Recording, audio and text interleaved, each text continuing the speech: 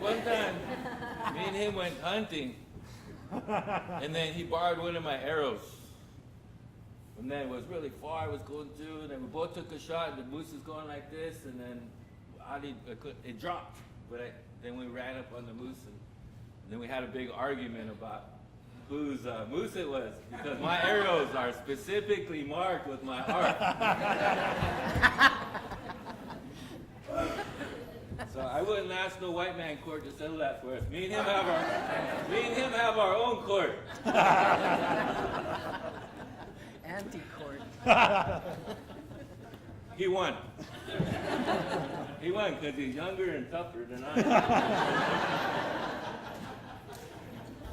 So my name is Robert Upham, and I'm a mixed blood Indian. I'm enrolled Dakota in the Lake Traverse Sioux. I grew up in Fort Belknap, Montana, the home of the Gros Ventre and Assiniboine tribes, both enemy tribes. I chose, when I do art, to call myself Harlem Indian, because I don't want no Gros Ventre saying, you don't represent me. I don't want no Assiniboine saying, you don't represent us. I don't want no Dakota saying, you don't represent us. So I represent the Harlem Indian because nobody else calls themselves the Harlem Indian. Reason why the Harlem Indian is because on a reservation in Fort Belknap, we were bused across the river to go to Harlem High School, which at the time when I went to high school, there was probably 30% Indian. And we colonized that school, a reverse colonization. It's now 90% Indian. I'll tell you a story about when I was a little kid. I grew up Christian. I might get off subject here. So we're running across country, and then I was going to quit because Billy Mills was my hero. He won the '64 Olympics, 10,000 meters. He's the only American to ever win the gold medal in that race in the Olympics. So be proud. We got an Indian that did something no other American has done. We have great athletes, and I'll talk more about them. I'm going to talk more about athletes because I think you did a great job talking about art. So we're running from Harlem, Montana. We're running north towards the Canadian border. We're not trying to escape. We're not trying to go to Dakota Teepee because Sitting Bull has some people up there, and I got relatives up there probably. So we're running, and we're talking about the Gaza Strip. Me and my Indian friend, we're reservation Indians, and I'm a Christian Indian, and we're running and jogging, and I say that Indians are like the Israelis. I don't know, maybe the Mormons convinced me of it because they call us Lamanites. But he said we were more like the Palestinians because they got their land taken away. You know what I try to do? I try to punch him. So we're running, and I'm like, he's running in the ditch, and I'm like, come here. I call him Dummy because I used to watch Fred Sanford. Fred Sanford used to call his son Lamont, Dummy. So I use that affectionately. If I call you Dummy, that's because I see you as a son. If you hear me call him Dummy, he's really a sweetheart. All right, back on the subject. So, but I thought I was a good runner because all the other Indians were good runners. Greatness. So, one time I was listening to John Trudell, and I used to write a little bit, ramblings, and John Trudell sounded like kind of like me or you or any of the Indian people that just want to like vent, you know, through a written word or poetic prose or something.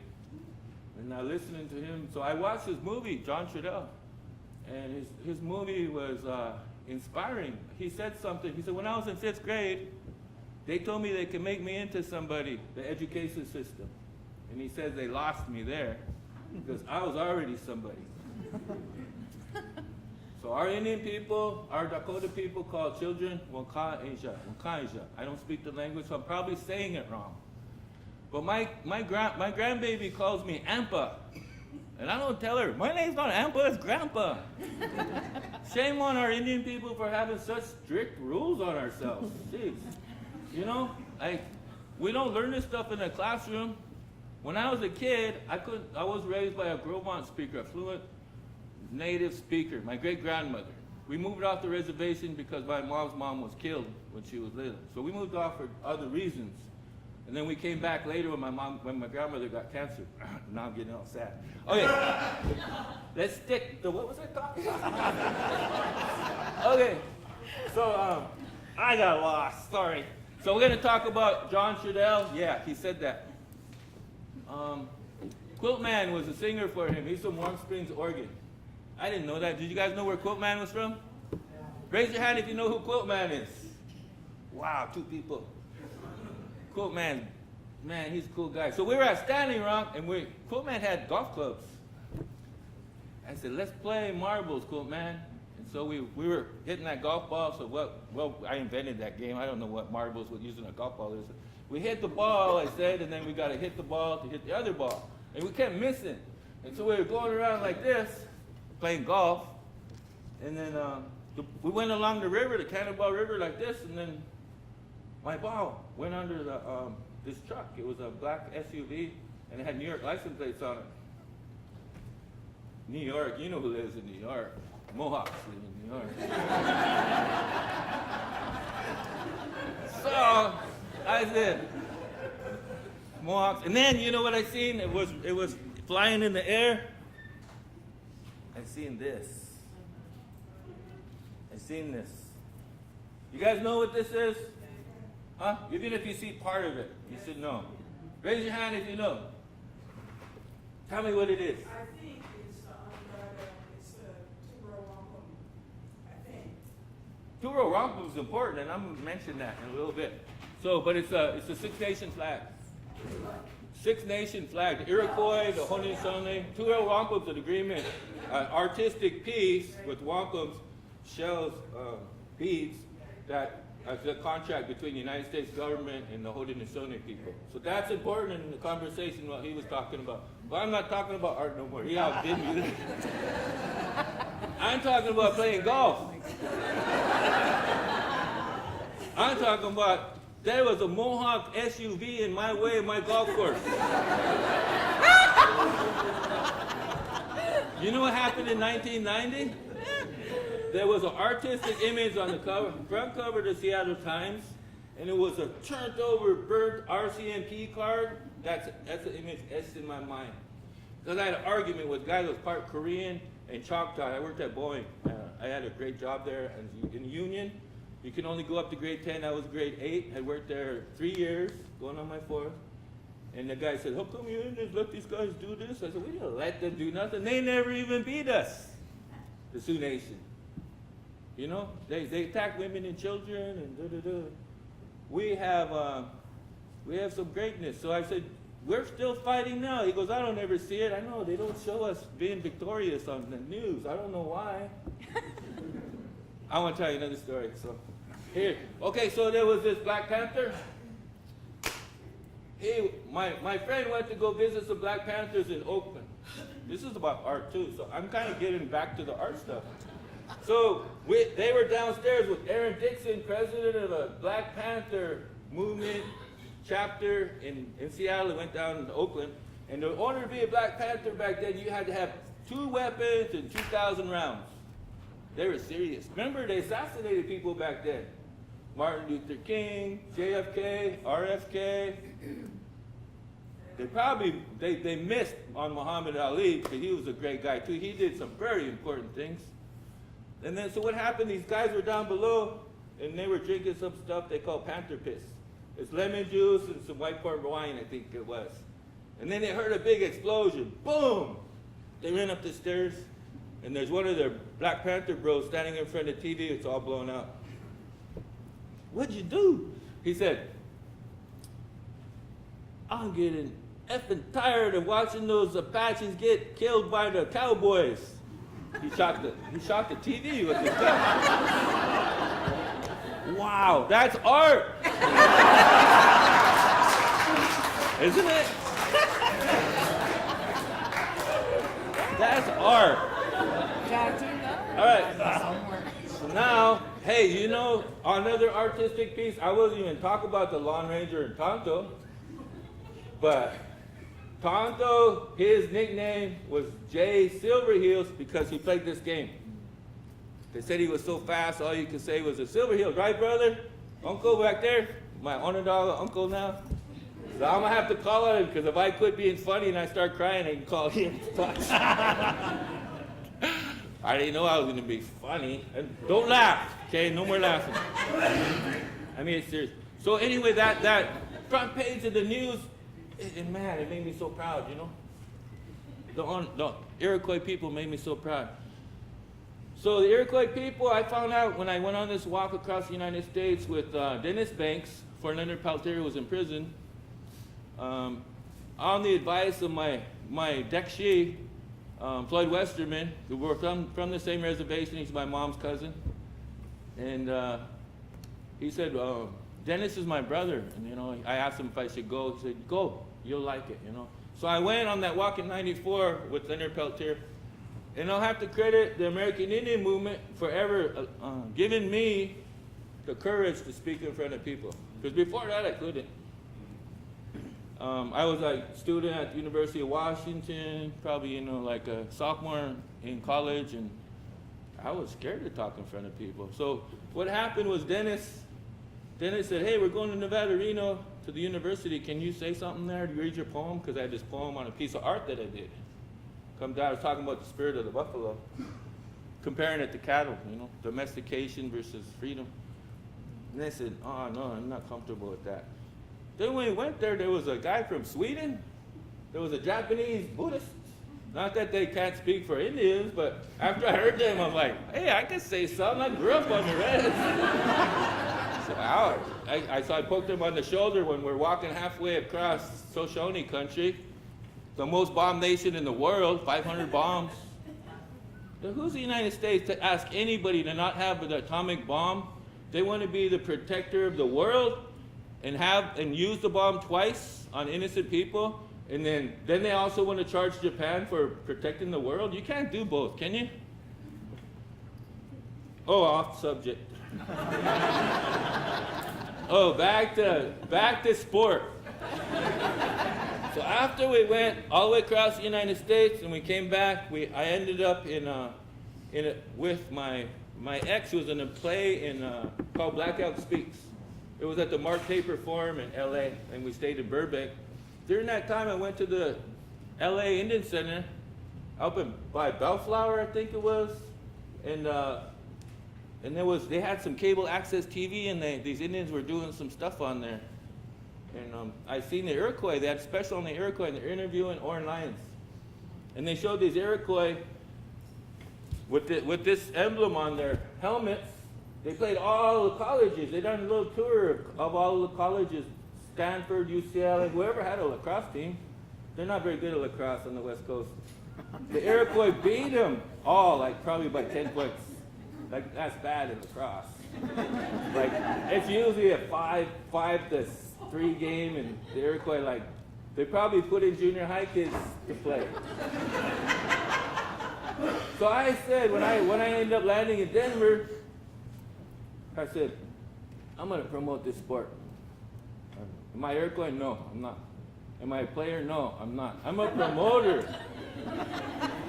So I'm trying to promote this game of lacrosse. I call it Blue Pony Lacrosse, and people say, do you play lacrosse? Where's your team?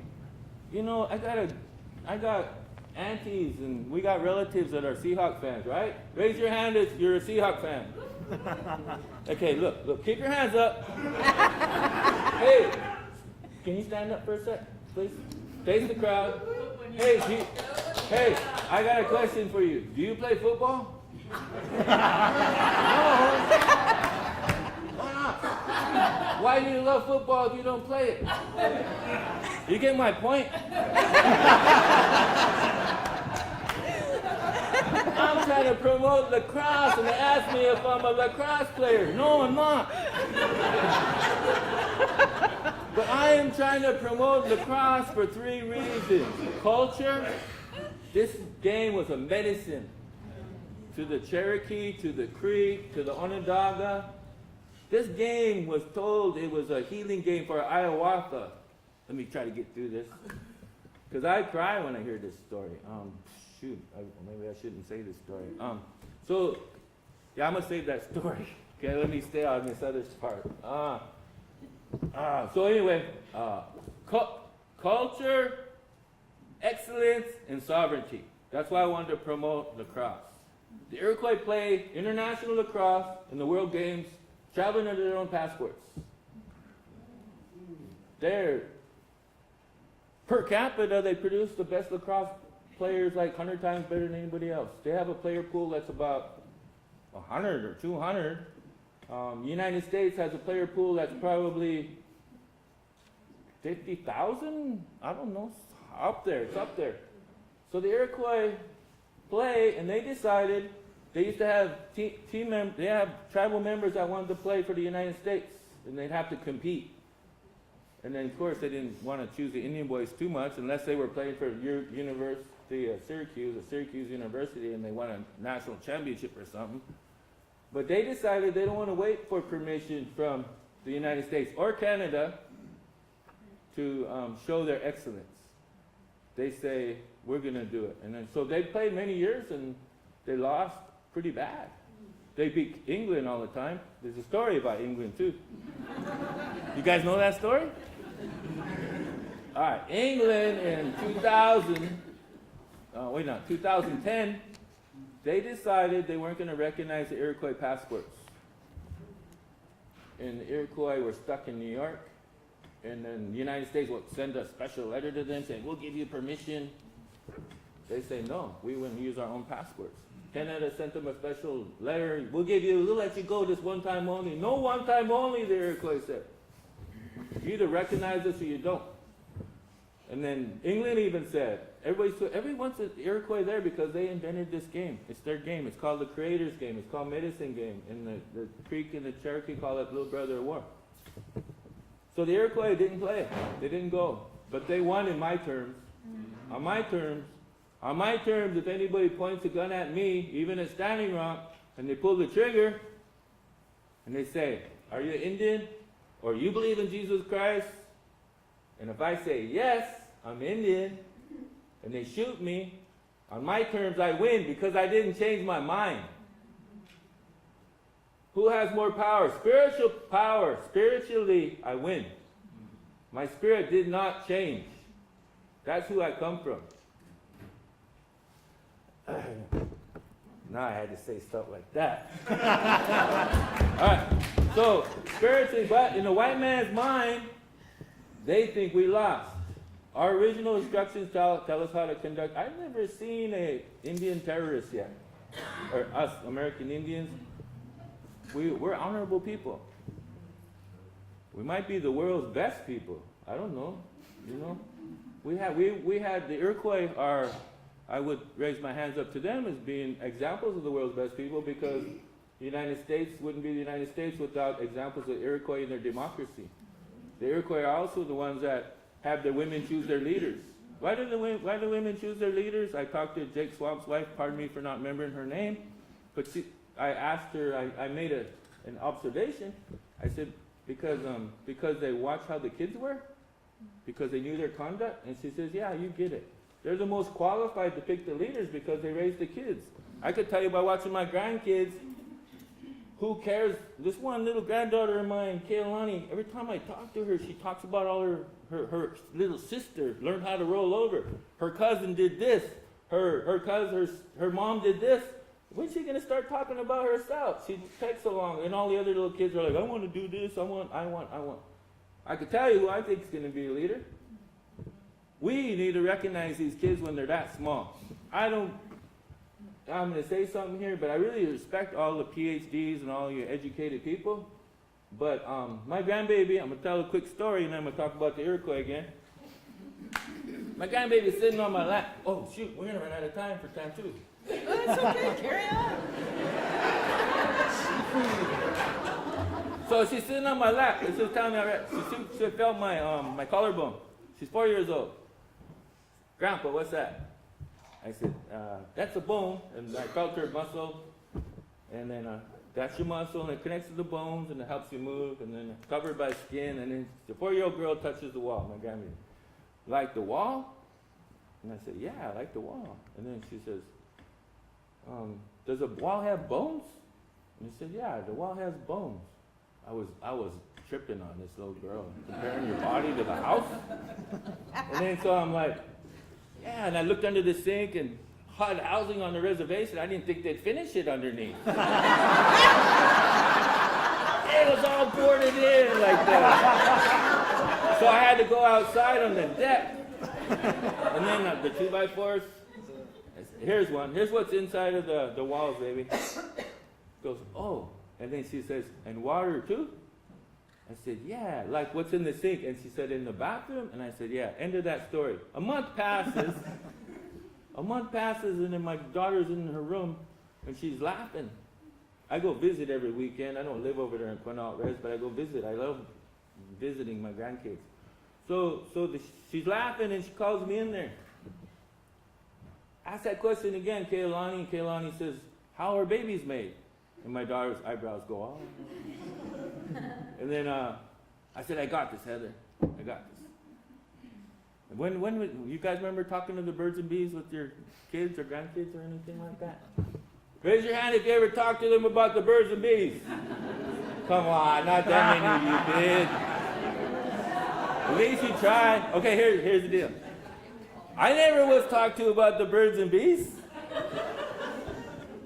Birds and bees are on a higher plane in contributions to the world than human beings because they pollinate, by the way.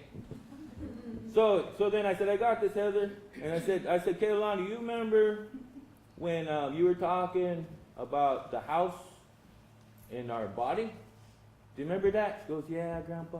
And I said, well, before you make a house, you got to have a plan. And I said, before you make a body, before you make a baby, you got to have a plan too. I'm going to write a little book about that. That's my grandbaby's book. And I've never heard a PhD come up with a little simple way of explaining about making babies than my grandbaby did. So I'm saying that we need to get back to this really, the spirit. The kids have that spirit. Indian people, like I said, our word, how do you say it? Wakanisha? We believe that. They were already somebody. They were already a spirit. John Trudell said it. We believe it as Indian people. PhDs, I don't care about your dissertation. Sorry. Why don't you listen to my grandbaby's dissertation? Right? Before we let this system brainwash her. Okay, I'm going to try to wrap this up because we got to do it. The Cherokee have this game, have this story, this legend. It's called How the Bat Got Its Wings. And what they say in the story was a long time ago, the birds and the bees, not really the birds and the bees. The birds, the winged ones had an argument with the four-leggeds, and the captain of the winged ones was the eagle. The captain of the four-leggeds was the bear.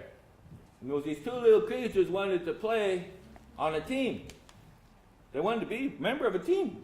Or maybe the Cowlitz tribe, or the Lummi tribe, or the Dakota Sioux tribe. That's how I see this story.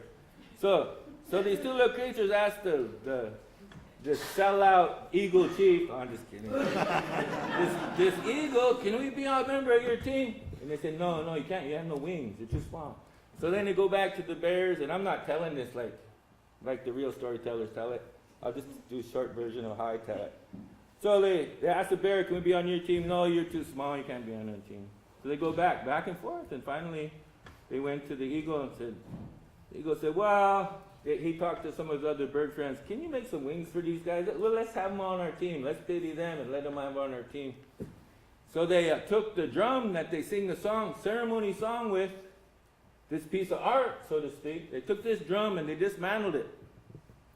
Now this is an empowerment story. I love this story. So they made wings for this little creature. And then the story is called How the Bat Got Its Wings. But now this other creature, we don't have no more drum because we used it to make wings for this character. So they took this other little creature and they stretched his wings. They stretched his skin like that. Guess what animal that was? Squirrel. Flying squirrel, yeah. So then when they started playing the game, and it got during dark, you know that guy could see at nighttime, right? The bat. So who won the game, guys? the winged ones. You know this already. So we cannot afford to keep losing relatives like this. So this story is about sport, but it tells you how to conduct yourself in the real life.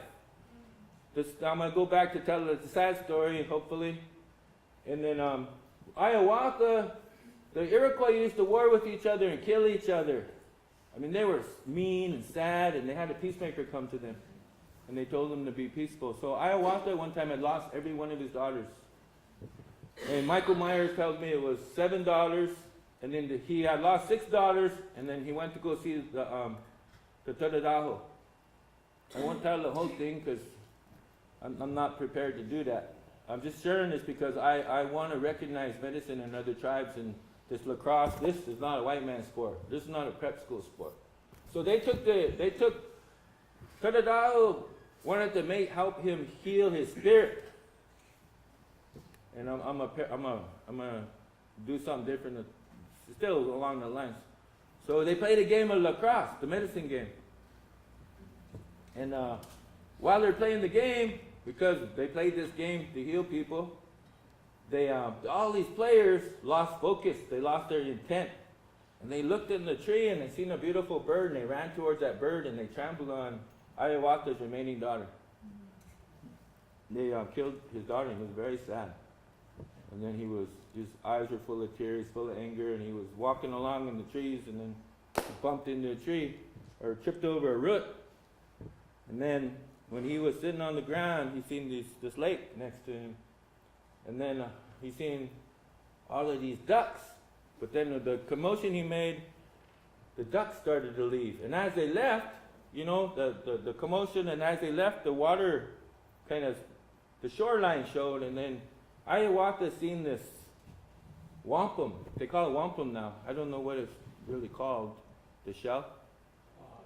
Paha? Quaha? They seen quaha. So that quaha is what he was given instructions to do to the Creator, to use this to heal himself. And then the down also to heal himself. And there was a necklace he was supposed to wear to heal him. This is art. But now we see everybody going around with these little mixtures of art, and they don't know what it means. So, anybody that came over here and seen my art, that artwork comes from the ledger art. Merle Locke from Porcupine, South Dakota, shared his story about why to do ledger art. When they killed all our buffalo, when they couldn't beat us on horses, they put us in prison camp far away, as far as Fort Marion, Florida. And while we were there, there's Indians that hung themselves because they didn't want to be in prison. And while they were in jail, they gave them scratch paper, kind of like our McDonald's receipt or something, but they had these books. And then they told their story on them. We used to tell our stories on buffalo hides, no buffalo. So when we were in prison, we put our memory down on there. That's why I do the ledger art. I try to tell a story. I don't even care if it looks good, as long as it tells a story. I could care less about aesthetics, but it's like my penmanship. As long as it tells a story, that's the most important thing about the story. So as far as this game, it promotes art, it promotes culture, excellence, and sovereignty. And even the artwork, the helmets they wear, that flag tells a story. And then shame on anybody if they ever deface their Iroquois flag. But I know if I share this flag in this game with the entire Indian nation, we're going to become the best in this sport, because the intent, our spiritual intent, is still there. Unless we take basketball and make it spiritual, or make it historical, or make it cultural, then it could be that. But I could tell you, I could take an Iroquois team anywhere in any state in the Union and beat the best they have. And we need to get that kind of sport going in our Indian country. So I'm done. Thank you.